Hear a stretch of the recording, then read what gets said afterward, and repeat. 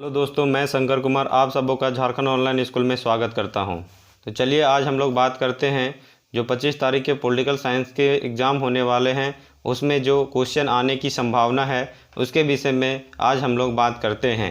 तो चलिए हम लोग वीडियो को शुरू करते हैं। लेकिन वीडियो को शुरू करने से पहले अगर आप हमारे चैनल में नए हैं तो हमारे चैनल को सब्सक्राइब कर ले और अधिक से अधिक लोगों तक शेयर करें ताकि उनका भी एग्ज़ाम अच्छे से जाए। और जो भी इस वीडियो को देख रहे हैं वो अपने स्टेटस पर ज़रूर लगाएं। तो वीडियो को शुरू करते हैं। पहला क्वेश्चन है, शीत युद्ध का अर्थ क्या है? शीतकाल में लड़ा गया युद्ध, केवल यूरोप में लड़ा गया युद्ध, वैचारिक तनाव व अस्त्र शस्त्रों से लड़ा गया युद्ध, और डी है पूंजीवाद व साम्यवाद के बीच वैचारिक द्वंद्व। तो इसका ऑप्शन नंबर क्या हो जाएगा? डी। ऑप्शन नंबर डी है वो इसका उत्तर हो जाएगा। तो बात करते हैं हम लोग शीत युद्ध के बारे में। तो शीत युद्ध आखिर है क्या? तो शीत युद्ध जो है वो एक अलग प्रकार का युद्ध था। इसमें अस्त्रों शस्त्रों का प्रयोग नहीं हो रहा था और कहा जाता है कि ये कागजी गोलों की लड़ाई थी। इसका मतलब ये एक वैचारिक द्वंद्व था और इसमें दो अलग अलग विचारधारा के बीच हो रहा था। तो दो विचारधारा के लोग कौन थे? एक था पूंजीवाद और दूसरा था साम्यवाद। तो साम्यवाद, अब देखिए बात करते हैं शीत युद्ध के विषय में। द्वितीय विश्व युद्ध का प्रारंभ 1939 में हुआ और 1945 में खत्म हो गया। और इसी विश्व युद्ध के दौरान शीत युद्ध का प्रारंभ हुआ। शीत युद्ध का प्रारंभ का जो समय था वो 1945 में प्रारंभ हुआ और 1991 तक चला। और 91 में जैसे ही सोवियत संघ का विघटन हो जाता है वैसे ही शीत युद्ध की समाप्ति हो जाती है। अब इसमें दो विचारधारा के लोग थे। तो दो विचारधारा क्या क्या है और इसका अर्थ क्या होता है ये देख लीजिए। तो पहला विचारधारा के लोग थे पूंजीवाद, और पूंजीवाद का जो जन्म हुआ वो उदारवाद से हुआ। पूंजीवाद का जन्म जो हुआ वो उदारवाद से हुआ और इसे अंग्रेजी में लिबरलिज्म कहते हैं। इसे अंग्रेजी में क्या कहते हैं? लिबरलिज्म कहते हैं। और लिबरलिज्म का जन्म लिबर्टी से हुआ। लिबरलिज्म का जन्म किससे हुआ? लिबर्टी से हुआ, जिसका अर्थ होता है स्वतंत्रता। लिबर्टी का अर्थ क्या होता है? स्वतंत्रता।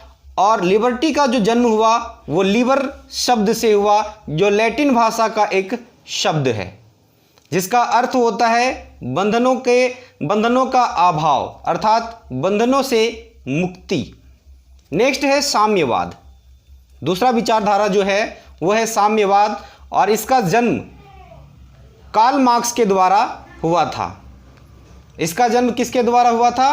कार्ल मार्क्स के द्वारा हुआ था, इसीलिए इसे मार्क्सवाद भी कहते हैं।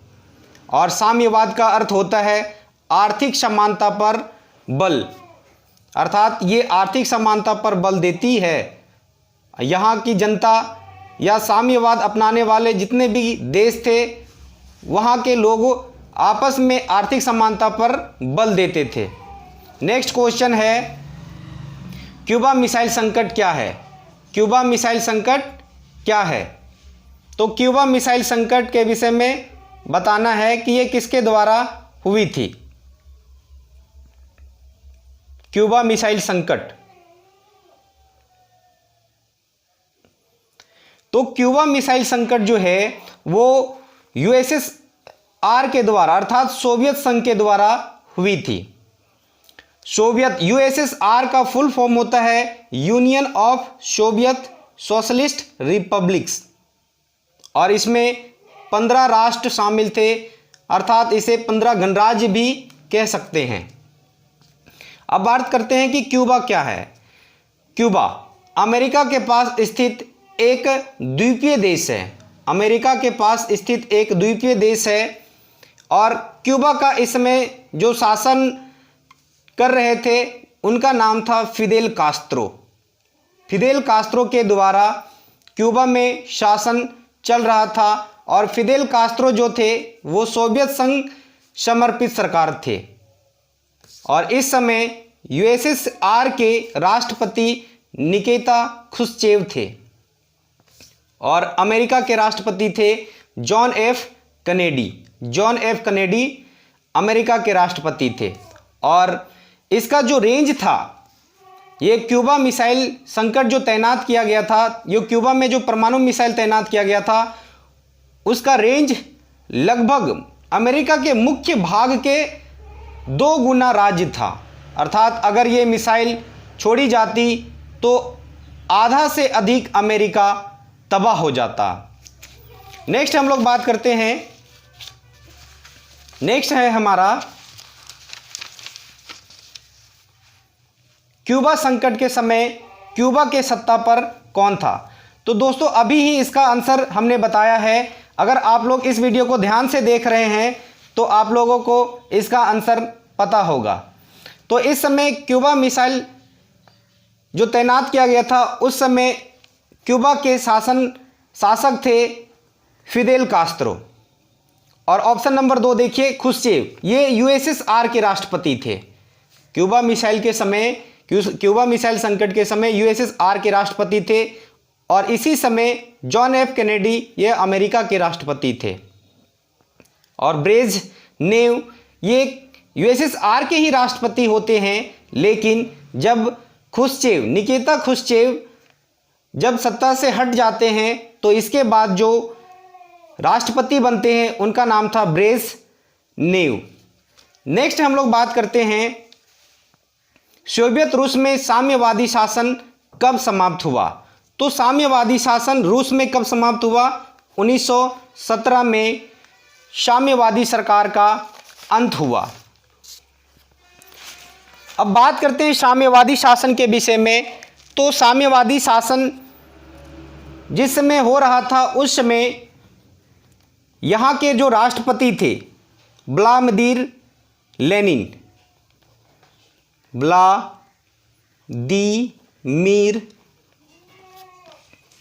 लेनिन। और ये कौन थे? ये रूस के राष्ट्रपति थे। ये रूस के राष्ट्रपति थे। कहाँ के राष्ट्रपति थे? रूस के राष्ट्रपति थे। और इन्हीं के टाइम में बोल्शेविक क्रांति हुई थी। इसी के समय रूस में बोल्शेविक क्रांति हुई थी और रूस में निरंकुश शासन का अंत हुआ। और निरंकुश शासक जो यहाँ था, वो इस समय जो निरंकुश शासक था जिसका नाम था जार। जार जो था वो इस समय निरंकुश शासन कर रहा था। और व्लादिमीर लेनिन के द्वारा निरंकुश शासन का अंत हुआ और साम्यवादी शासन स्थापित किया गया था। इस समय प्रथम विश्व युद्ध चल रहा था। इस समय कौन सा युद्ध चल रहा था? प्रथम विश्व युद्ध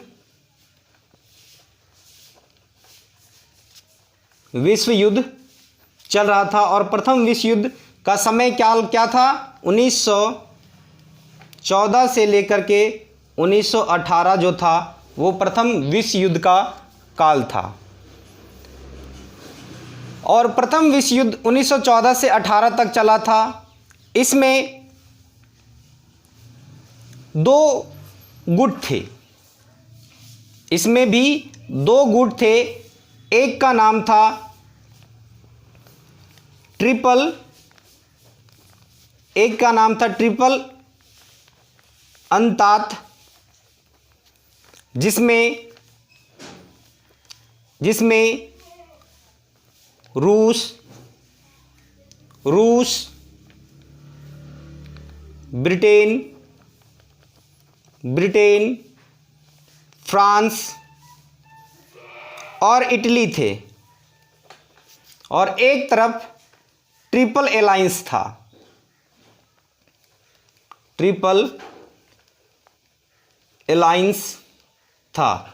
ट्रिपल अलायंस में जो देश थे वो थे जर्मनी,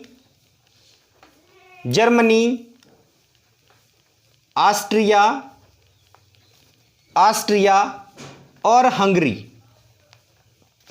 ट्रिपल जो अंतरांत था उसमें सहयोग जो देश कर रहा था उसका नाम था अमेरिका।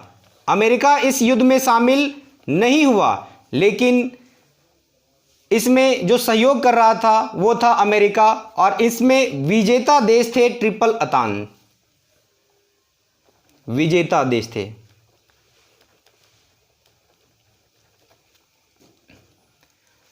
नेक्स्ट क्वेश्चन है हमारा, द्वितीय विश्व युद्ध के दौरान अमेरिका ने किस देश के विरुद्ध परमाणु बम गिराया था? तो इसका भी आंसर लगभग लोगों को पता होगा। पहला ऑप्शन है सोवियत रूस, जापान, जर्मनी और इटली। तो इसका आंसर क्या हो जाएगा? जापान। द्वितीय विश्व युद्ध के दौरान अमेरिका ने किस देश के विरुद्ध परमाणु बम गिराया था? जापान के विरुद्ध गिराया था। तो बात करते हैं कि कब कब गिराया गया था। पहले 6 अगस्त 1945 ईस्वी को, 6 अगस्त 1945 ईस्वी को हिरोशिमा शहर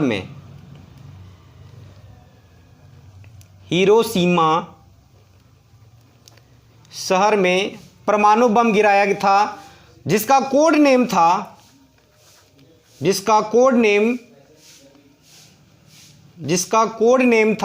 लिटिल बॉय। जो परमाणु बम गिराया गया था उसका कोड नेम क्या था? Little boy.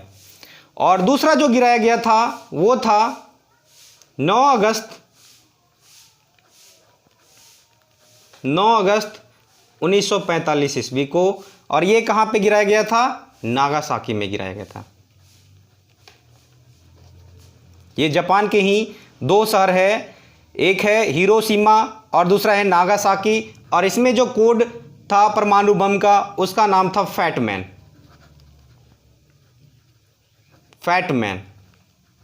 कौन सा बम गिराया गया था? फैट बम गिराया गया था। और जापान पर आक्रमण क्यों किया था यूएसएसआर ने? तो जापान पर आक्रमण इसलिए किया था क्योंकि जापान ने यूएस के पर्ल हार्बर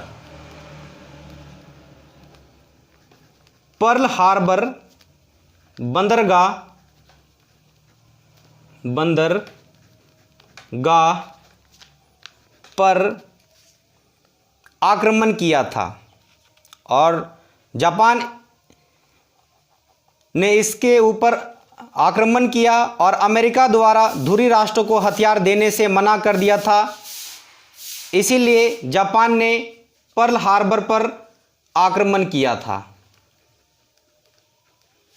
और इसी के विरुद्ध अमेरिका ने जापान पर 2 परमाणु बम गिराए थे, एक हिरोशिमा शहर पर और दूसरा नागासाकी शहर पर।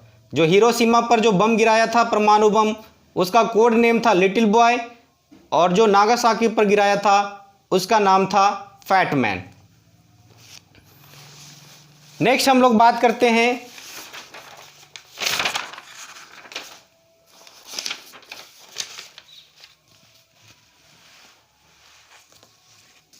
नेक्स्ट है हमारा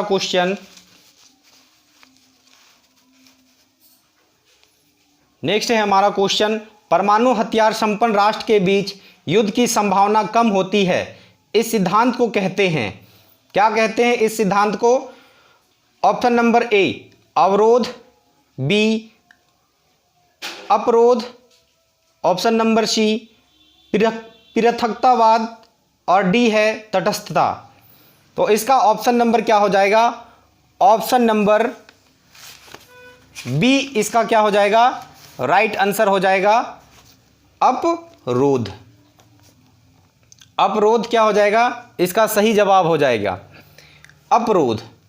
इसे इंग्लिश में लॉकआउट कहते हैं, लॉक आउट कहते हैं। और अवरोध का अर्थ होता है, अवरोध का अर्थ होता है रोक व संतुलन, रोक व संतुलन। तो अवरोध का मतलब होता है कि अगर दो देश परमाणु हथियार से संपन्न है तो उनके बीच एक बहुत बड़ी समस्या का जन्म ले लेगा। इसीलिए इन राष्ट्रों के बीच युद्ध की संभावना कम होती है और इस सिद्धांत को अवरोध कहते हैं। नेक्स्ट है द्वितीय विश्व युद्ध का काल क्या था। तो द्वितीय विश्व युद्ध का काल क्या था? 1939 से 1945। Option number C, option number C जो है वो द्वितीय विश्व युद्ध का काल था। 1939 में प्रारंभ हुआ था और 1945 में इसका अंत हो गया था। लेकिन बात करते हैं कि द्वितीय विश्व युद्ध प्रारंभ क्यों हुआ था, द्वितीय विश्व युद्ध प्रारंभ क्यों हुआ था। तो जब जर्मनी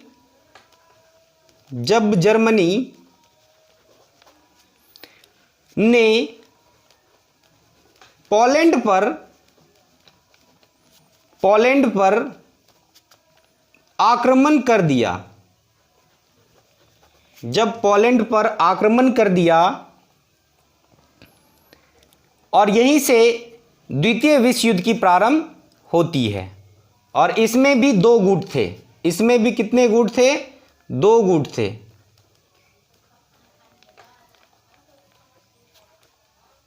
एक गुट का नाम था धुरी राष्ट्र, जिसमें जर्मनी, जापान और इटली शामिल थे। इस समय जर्मनी के जो शासक थे उनका नाम था हिटलर और जापान में जो थे उनका नाम था हिरोहितो।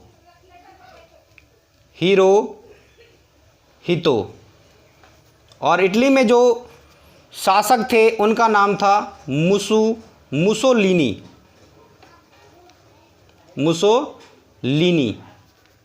और एक तरफ थे मित्र राष्ट्र।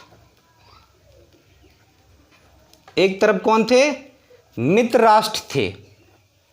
और मित्र राष्ट्र में शामिल थे अमेरिका,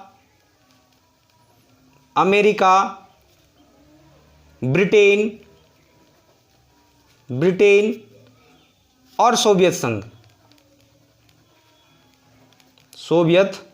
संघ।